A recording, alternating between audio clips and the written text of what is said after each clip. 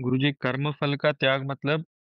कर्म करने फल का त्याग का मतलब यही है कि जो भी कर्म कर रहे हो वो ये समझो आप प्रभु के लिए कर रहे हो। जब आप प्रभु के लिए कर रहे हो तो आपको तो फल की इच्छा ही नहीं रही। ये सबसे आसान तरीका यही है, जो भी आप कार्य कर रहे हो ये समझो कि मैं प्रभु को समर्पित कर रहा हूँ। अगर आप हॉस्पिटल में पेशेंट्स को भी ट्रीट कर रहे हो तो ये समझो कि मैं प्रभु की सेवा कर रहा हूँ। जैसे कबीरदास जी कपड़ा बुनते थे तो इसी भावना से बुनते थे कि मैं प्रभु के लिए बुन रहा हूँ।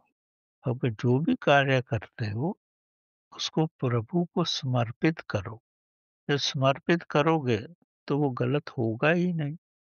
अब प्रभु के लिए खाना बना रहे हो तो पवित्र खाना ही तो बनाओगे। और किसी और के लिए बना रहे हो तो उसमें कुछ भी कर सकते हो आप।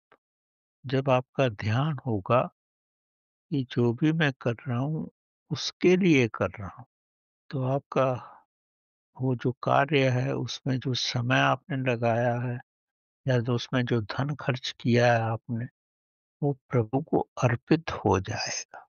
तो ये सब आपकी भावना पे है, और भावना ही सबसे इंसान की सबसे गहरी अवस्था वही है कि आपकी इंटेंशंस क्या हैं।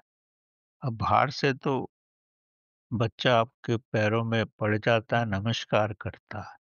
लेकिन अगर उसकी भावना वैसी नहीं है तो आपको महसूस होगा कि ये दिखावे के लिए कर रहा है। तो प्रभु आपके अंतर मन को जानता है। वो बनावटपन पे विश्वास करने की तो बात ही नहीं है, वो तो सब जानता ही है।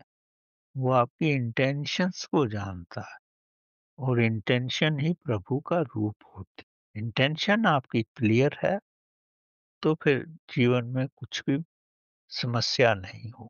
तो आप जो भी करोगे वो परमात्मा के लिए ही हो।